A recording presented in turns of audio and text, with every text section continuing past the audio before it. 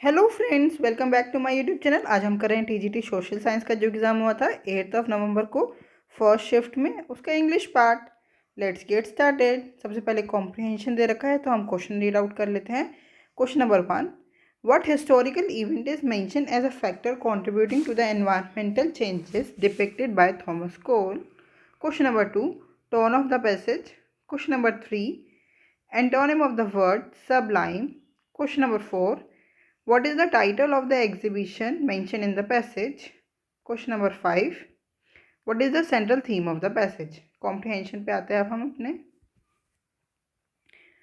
Who knew what and when from the start of the 19th century on about the impact of industrialization and the use of fossil fuels on the environment? A new exhibition at the Huntington Library, Art Museum and Botanical Garden just outside of Los Angeles entitled, देखो new exhibition जो हो रही है उसका title क्या है?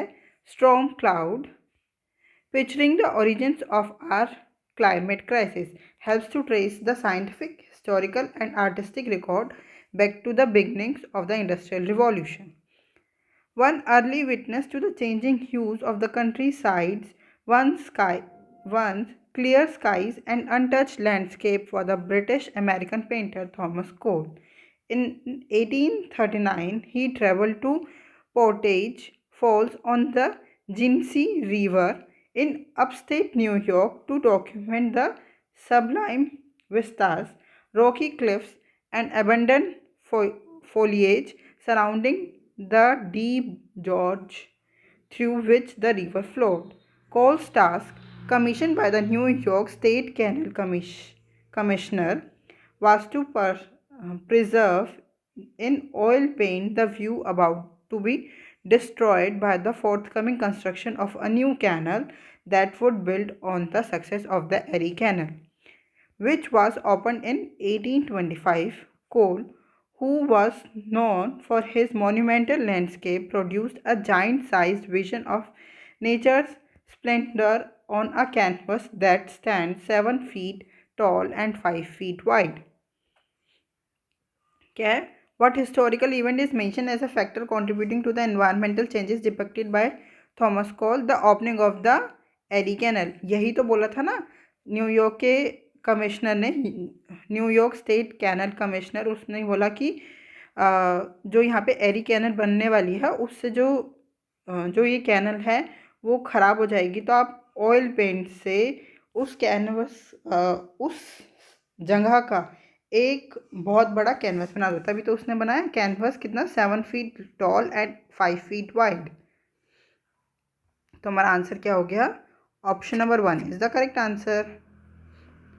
Tone of the passage, कैसी tone है? देखो हमारे को इंफॉर्मेशन दी गई है। एक तो जो थॉमस कोल है एक बहुत बड़ा आर्टिस्टिक है, उनके बारे में दिया है, और एक इंडस्ट्रियल रिवॉल्यूशन जो वहाँ पे होने वाला है। तो क्या कर रहा है, एक तो रिफ्लेक्ट कर रहा है कि ऐसा ऐसा चेंजेस होने वाले हैं, और इन्फॉर्मेशन भी दे रहा है। तो हमारी टोन कैसी है? Option number 3 is the correct answer, reflective and informative. Question number 3, antonym of the word Sublime used in the passage. देखो सबलाइम का मीनिंग पता होना चाहिए। ग्रांट, मेजेस्टिक,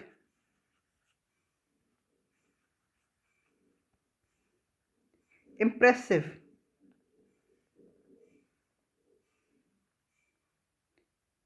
देखो इम्प्रेसिव, मेजेस्टिक, ये दोनों तो सिनोनिम हो गए, है ना। अब कंटेम्प्रेरी, कंटेम्प्रेरी का मतलब होता है समकालीन, जो साथ साथ चल रहा हो। और मीडियोकर, मीडियोक्रे का क्या मतलब होता है? ऑर्डिनरी और लैकिंग ग्रेटनेस। ऑर्डिनरी और लैकिंग ग्रेटनेस। तो हमारा आंसर क्या हो गया? Option number 3 is the correct answer. Question number 4, what is the title of the exhibition mention in the passage. मैंने यहाँ अंडरलाइन भी किया था पैसेज में। एग्जीबिशन का टाइटल क्या था? Storm cloud, picturing the origins of our climate crisis. The storm cloud picturing the origins of our climate crisis. Option number 2 is the correct answer. Question number 5. What is the central theme of the passage? The scientific study of climate change, the history of Erie Canal construction, the role of art in documenting environmental changes, the effect of industrial revolution on the environment. देखो इसके answer third और fourth, जो मतलब Thomas कोल जो artist है उसने एरी canal से पहले जो कैनल बनी हुई थी उसको पूरा एक कैनवस पे उतार दिया, ये भी हो सकता है answer. The effects of industrial revolution in the environment, ये भी हो सकता है कि आगे जो इंडस्ट्रियल रिवॉल्यूशन होने वाले हैं, एरी कैनल बनने वाली है, ये जो पहले हुए हैं उसके बारे में बता रहा है। तो हम इसके आंसर दोनों ही लगा सकते हैं। According to DSSB answer is option number 3, but ये वाला भी फोर्थ भी गलत नहीं है। Question number 6.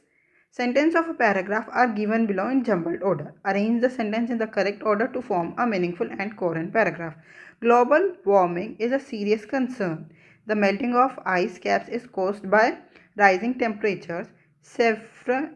Severe weather and increasing sea levels are the result of this. Immediate intervention is necessary for minimizing these effects. देखो, ग्लोबल वार्मिंग एक serious concern है, ठीक है, हमारे को प्रॉब्लम बताई है। ये फिर उससे इस ग्लोबल वार्मिंग से क्या कॉज हो रहे हैं ये बताया है, मतलब 1 2, then severe weather and increasing sea level is the result, उसके बाद रिजल्ट बता दिया, और क्या बोला है, इमीडिएट इंटरवेंशन इज नेसेसरी, हमारे को क्या आगे करना चाहिए वो भी बताया है। तो आंसर क्या हो गया, option number 2, 1 2 3 4 is the correct answer. Question number 7. Select the most appropriate meaning of the given idiom. To steal someone's thunder, इसका मतलब क्या होता है, पहले हमारे को यही पता होना चाहिए। टू स्टील समवंस थंडर मतलब टू टेक अटेंशन और credit away from someone else, away from someone else, especially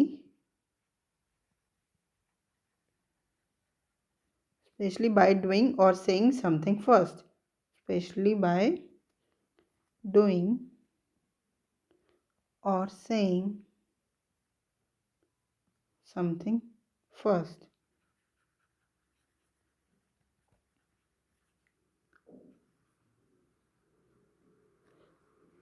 तो हमारा इसका आंसर क्या होगा, to overshadow someone's achievement, to make someone's agree, to disrupt someone's plan unexpectedly, to criticise someone harshly. देखो इसका मतलब to steal someone's thunder मतलब आपने किसी का काम खुद ले लिया, मतलब पहले बोल दिया कि नहीं नहीं मैंने किया है, या उसके बारे में एक्सप्लेन कर दिया, तो वही होता है टू स्टील समवंस थंडर। मतलब उस पर्सन का वो ओरिजिनल काम था, आपने उसको अपने नाम कर लिया, तो क्या हो गया, टू ओवरशैडो समवंस अचीवमेंट, किसी की अचीवमेंट को आपने अपने अपने लिए कर लिया। तो option number 1 is the correct answer. Question number 8. Select the option that can be used as one word substitute for the underlined group of words in the given sentence. The perfectly classic, most absolutely representative, and utterly iconic French outfit, embodying the very essence of French style, can effortlessly take you from the leisurely brunch of a productive day at work, then to school drop off, and finally to celebratory birthday drinks, all in one seamlessly versatile and stylishly uncomplicated look that exudes a sense of effortless chic. तो हमारे को perfectly classic, most absolutely representative and utterly iconic का मतलब बताना है कि एक कौन सा। एनोमोलस का क्या मतलब होता है, सबसे पहले मीनिंग्स देख लेते हैं हम। Abnormal, irregular, abnormal, irregular. Quintessential का क्या मतलब होता है, the most perfect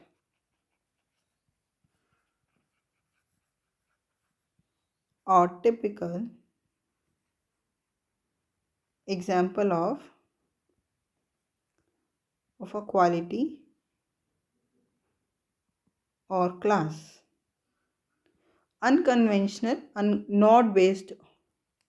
unconventional, not based on, or conforming to what is generally done or believed, not based on or conforming to what is standard, generally done or believed. Uncharacteristics not typical of a particular person, not typical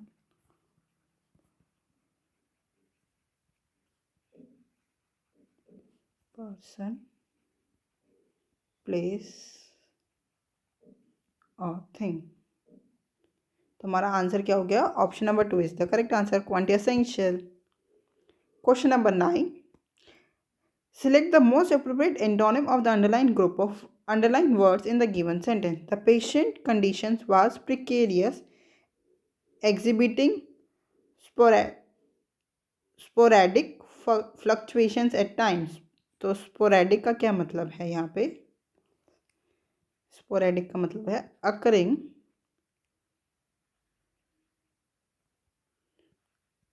occurring at irregular intervals.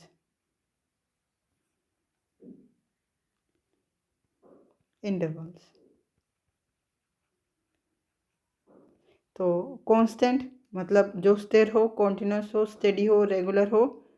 Constant, steady और regular. तो यही हमारा answer हो गया. Option number 1 is the correct answer. Resolute का मतलब determined.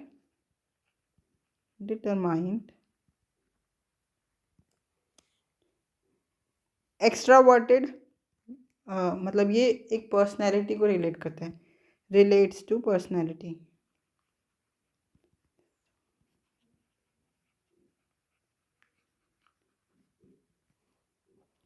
attenuate, weaken. Question number 10. Select the most appropriate article to fill in the blanks. If no article is required, select no article required. The discovery of dash Higgs boson was a milestone in particular physics. देखो Higgs boson एक क्या है? Refers to a specific or unique particle already known and defined in physics. मतलब कि एक particle है, तो कोई पर्टिकुलर ही तो पार्टिकल है ना, हिग्स बोसोन जिसको नाम दिया गया है. तो हम यहाँ पे क्या यूज़ करेंगे? आर्टिकल द का. Option number 4 is the correct answer. Question number 11. Select the incorrectly spelled word. Phthisis क्या होता है? पल्मोनरी ट्यूबरक्लोसिस और a similar progressive wasting disease.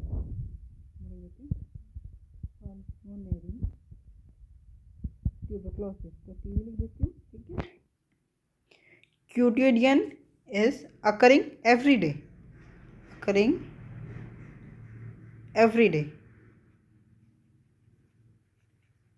And anti-disestablishmentarian, ये एक लॉन्ग वर्ड है, इसका मतलब तो मुझे भी नहीं पता.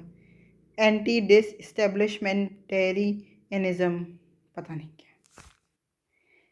एलिसिप्लस, देखो एलिसिप्लस SIPELAS होता है, AS OUS नहीं, एलिसिप्लस क्या होता है? एक severe superficial bacterial skin infection. और severe superficial bacterial skin infection. तो आंसर क्या हो गया? Option number 4 is the correct answer. Question number 12. Select the most appropriate meaning of the underline idiom. At the age of 60 he was still a practicing doctor and died in harness. देखो 60 की as हो गई थी, फिर भी वो doctor की practice कर रहे थे, और डाइड इन हार्नेस मतलब अपनी सर्विस पे ही उनकी डेथ हो गई, यही सर्विस के समय पे ही. तो डाइड इन हार्नेस का क्या मतलब है? तो die while in service. Option number 4 is the correct answer. Question number 13. Select the most appropriate option to fill in the blanks. A crackdown on absenteeism among government school teachers in Assam boomeranged on dash education department when dash list included deceased, retired or on maternity leave teachers. देखो वो बोल रहे हैं government school teachers in Assam boomeranged on dash education department of the education. Particular एक department है, कौन सा? Education का। तो the education department when dash list including disease, retired and on maternity leaves teachers. तो देखो जो लिस्ट है वो भी पर्टिकुलर है, कौन सी? डिसीज, जो टीचर्स की डेथ हो गई है या जो रिटायर हो गए हैं या जो मेटर्निटी लीव पे हैं उनकी लिस्ट मांगी है, तो द लिस्ट। तो आंसर क्या हो गया हमारा? Option number 4 is the correct answer. Question number 14. Select the most appropriate antonym of the highlighted word in the given sentence.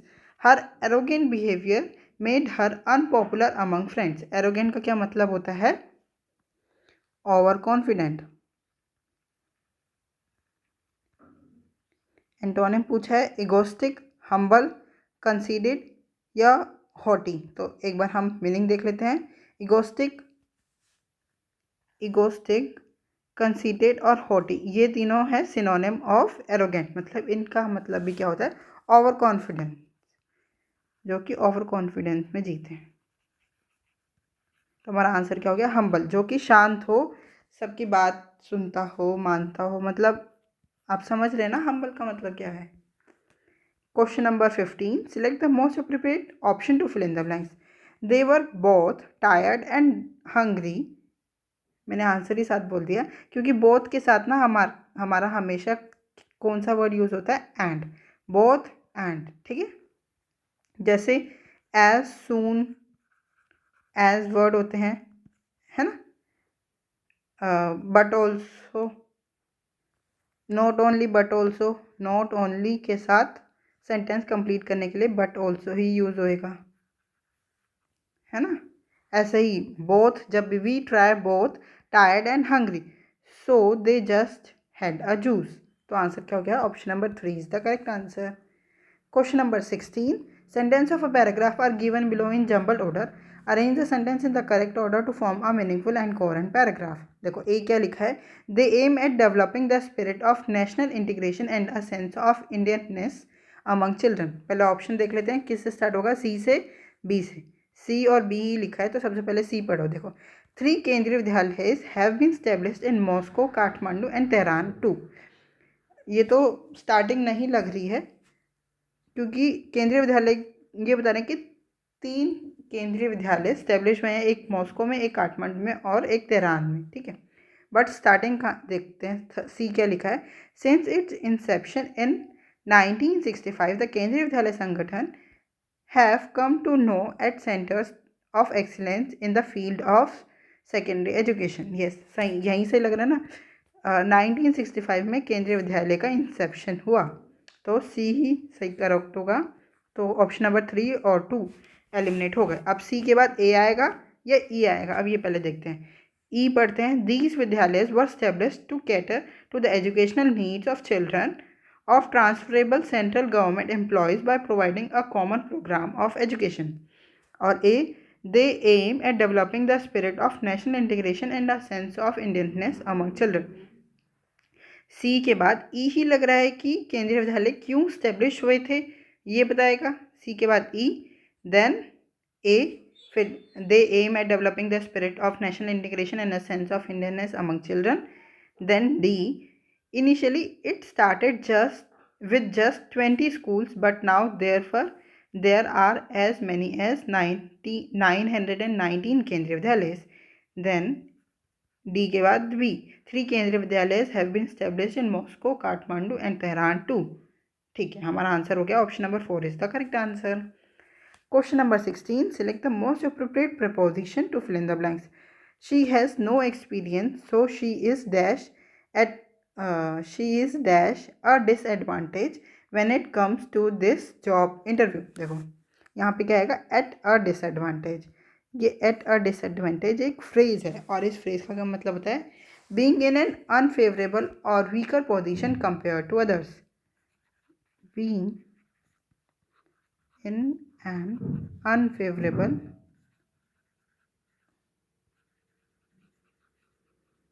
or weaker position compared to others. Question number 18. Select the incorrectly spelled word. Inquisitive, quizzical, hilarious या mischief. पहले meaning देख लेते हैं. Inquisitive, curious. Quizzical is puzzled or questioning.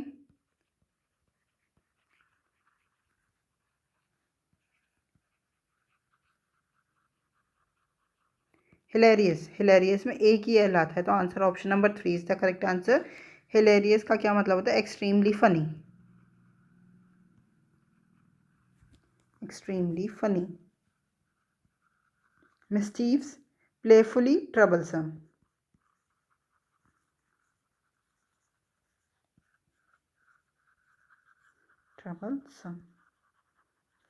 Question number 19. Select the option that can be used as one word substitute for the given group of words.